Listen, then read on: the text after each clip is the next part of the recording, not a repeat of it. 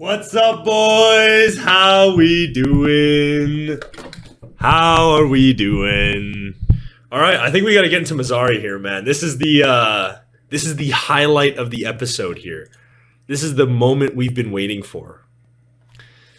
Only 4 tracks, 1 we've already heard, and 4 bangers ahead, dude. All right, well, we're gonna hop into Otherside here. I'll give some thoughts after, but I'll kind of also give some as the track goes on too, what I thought about Otherside.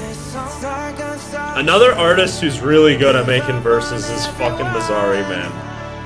Really nice, warm chords in his verses. Nice filtered synth work too. Alright, here we go.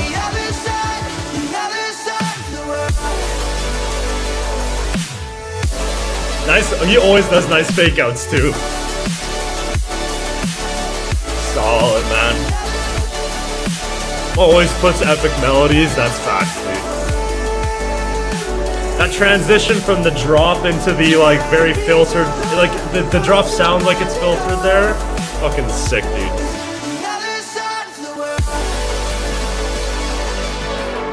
And then here's the D&B, baby. Let's go! Just solid, man. It's just solid.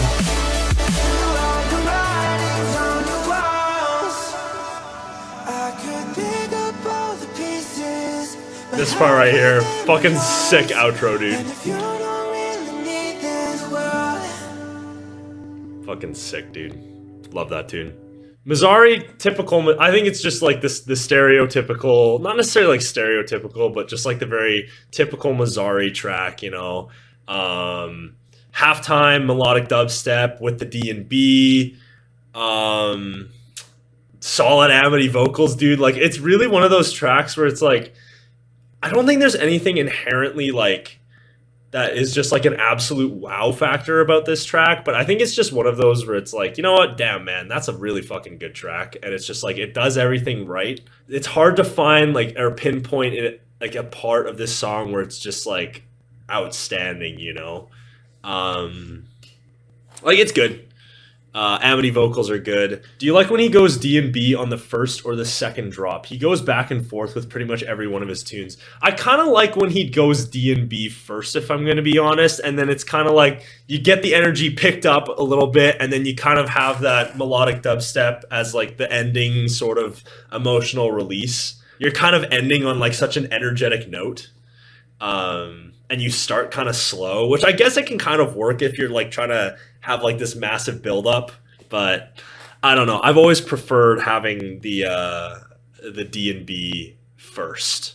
Yeah, Mazare is a great add to Ophelia. It's been long overdue, man. I feel like Mazare should have been added a long time ago, and I feel like D&B is starting to pick up a little bit. Mazare was a must add to Ophelia, bro. I'd love to see them make him a full-time Ophelia guy, and then I'd love to see him be at like Ophelia Records showcases and get like American shows. That'd be so sick, dude. I need to see a Mazare set. I'm gonna give it an 8. I'm gonna give it an 8. Yeah, we'll give it an 8. I think an 8's a pretty fair rating. Just a pretty solid tune. Generally for these tracks where it's like they do everything right but nothing like in spectacular or crazy, I was just generally giving it an 8. This one was also one of the ones I was super hyped about. So Lifeline with Monica Santucci, because the last time these two fucking collaborated, it was probably one of, if not the best Mazare tune out there. That's on you if you've heard that track. Fucking banger, dude. But yeah, all right, let's listen to Lifeline, man. Let's get into Lifeline. Yes, sir. It sounds like that's on you too. It sounds like that's on you. This one's already gonna be sick. It's like you hear the first bit and you already know this song's gonna be so good. Nice keys.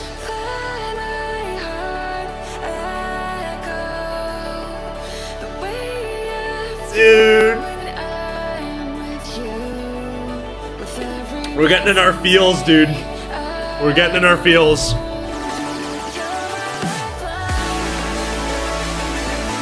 Another Mazare fake out. Let's go. Nice filter. Oh. Or on autumn. Oh, okay. We're already hopping into it. Let's go. Nice, dude. Solid. No complaints.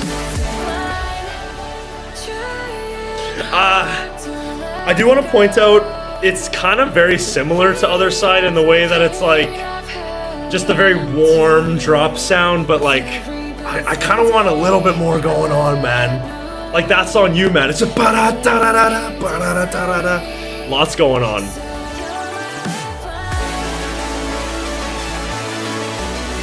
Are we going halftime? Okay. Nice synth work too. Can we go? I was gonna say back to D&B. Yep.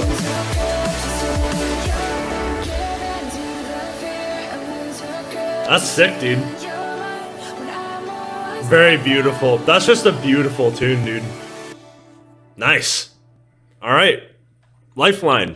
Mazare has a really wide sound, signature sound that turns him unique. Yeah, man, he really does make that like stamp on the D&B scene. Because like, there's guys that make like melodic D&B and stuff like that, but like I feel like nobody really scratches that itch of like transitioning as a melodic dubstep fan into a D&B fan like Mazare does. Like if it wasn't for Mazare, I would not be like listening to D&B, and I'll listen like now I listen to like Reaper. Faint. I listen to Culture Shock. It's like I listen to so much D&B now, and it's like if Mazare didn't exist, I don't know if I would. So he's definitely. I'm sure a lot of people have similar stories too, where he's helping melodic dubstep fans transition into D&B. If I do want to, I'll give my thoughts on Lifeline now. I thought it was the Monica Santucci vocals added a ton to that track. Really nice atmospheres, but in the grand scheme of the EP, it feels very similar to Otherside in that it's like, you know, a very floaty. I guess like the person that said floaty is like a really good sound. It feels like you're like floating on like a cloud and shit. And it's kind of got like that same vibe as Otherside, and like the drops kind of go for that similar sound too, of just like that very warm, airy sound.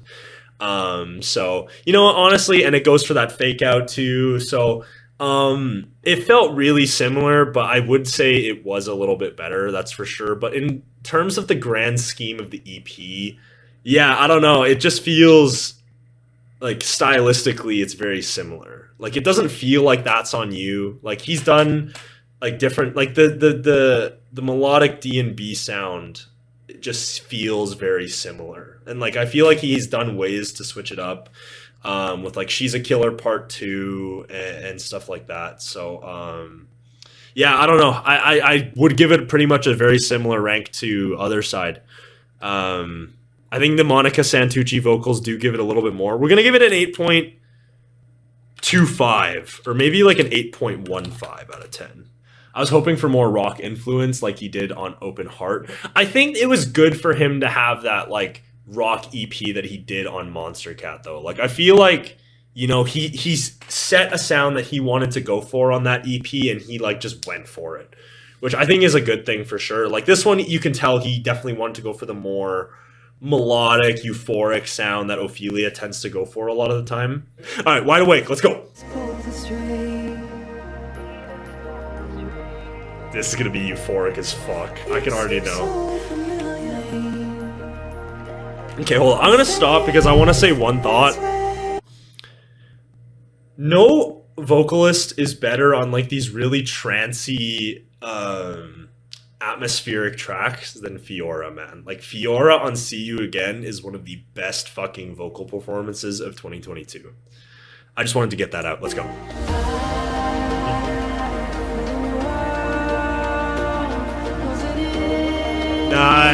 Nice vocal melody, dude. Oh, I got the goosebumps, dude. The goosebumps are coming. All right, let's see what we got. I think this one's gonna be another fake out. Let's go. Let's go. Yeah, man, that's pretty fucking good. I think that's the best one so far. Fiora's fucked, dude. Fiora's fucked. Yes, dude. Yes. Like, her voice just soars over these verses, man. Alright, let's see what the halftime's like.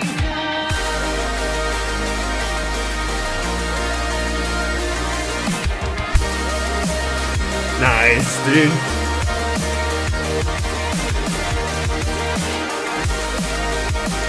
Yeah, and it goes back to D&B, yup.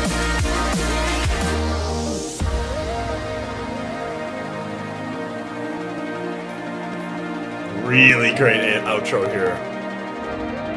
The vocal chops with the lead and the really atmospheric feel. I see what you're doing, Mazare. Alright, dude. I think that was the best off the EP so far. I think that really was.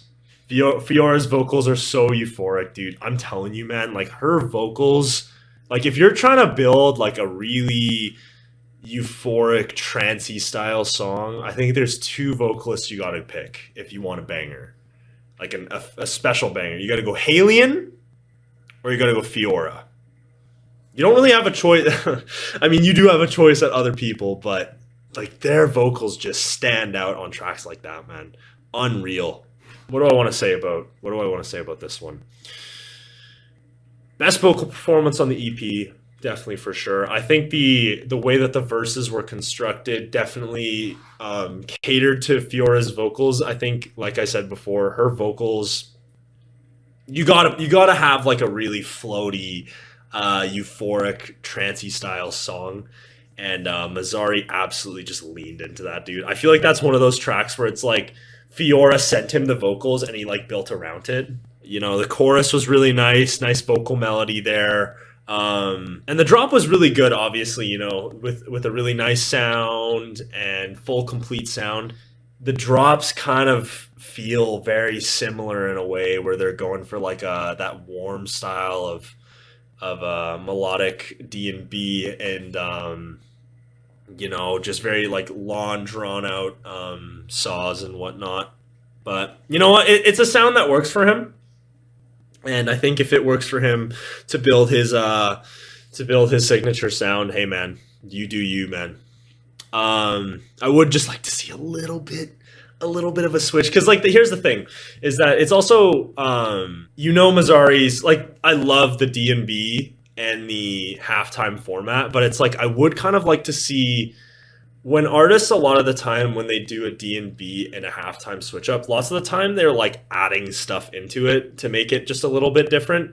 Like if they're going, like if you saw Trivecta's track Empty Oceans last week, he had the progressive house and then he had the halftime. It's like he added something into the halftime, because with D&B, the drums and the percussion, I feel like generally carries the sound.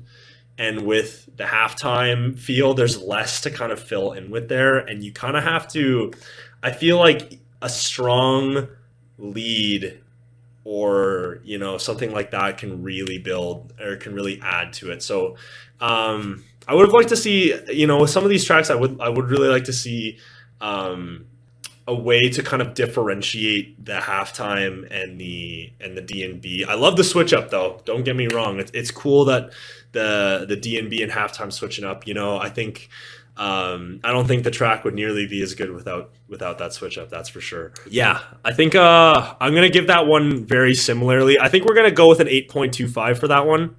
Again, just kind of the based off vocal performances for me. Yeah, I rambled a lot there, but it was really good. It was a really good track. You guys saw I enjoyed it. So Sleepwalker would give you the change in pace. You know, I'm excited to see what Sleepwalker is going to be like, because especially when it comes to a project where a lot of the stuff is pretty similar, those change in sounds really make a difference.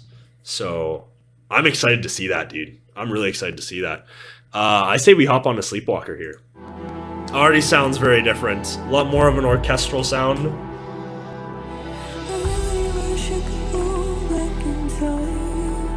Okay. Building a very dark atmosphere here so far. Ooh, nice percussion.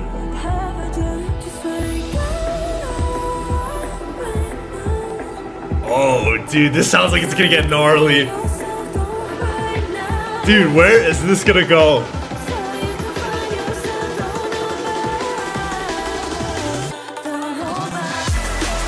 Oh, let's go!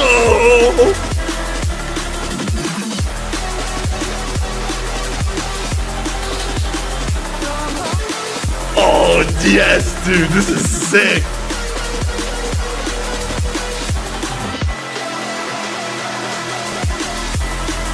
Oh my god.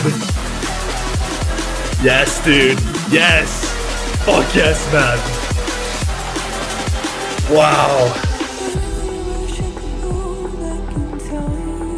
Let's fucking go, man. Yes. That's what the EP needed, dude. I love that. I love that. If he manages to make some melodic drop out of this, like if the second drop is like some melodic shit, dude, oh my god. That is like, I don't want to predict anything. I might be wrong.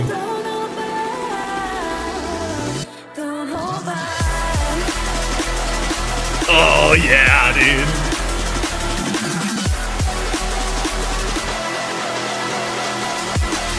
Dude, that's so sick, man. Yeah, dude. Let's go. Let's go, man. I love that. I love that. Yes. Let's go. That's all I can say right now. That's all I can say, man. Let's fucking go, dude. That was sick. Drops are fire, but the vocals are a little meh. You know what? I think the vocals definitely weren't I think it's just because that track is surrounded by 3 really great vocal performances that it does kind of tend to come off not as, I guess, euphoric, because the project's kind of going for that a little bit. But I definitely think the vocal performance was good, that's for sure. I don't think it was one of the stronger ones, though. But it really did fit that orchestral dark feel that the track was going for sure. If I can give my thoughts, dude, that's a massively welcome switch up on the EP for sure. I love me some good melodic D&B, but that right there, man, that was fucking sick.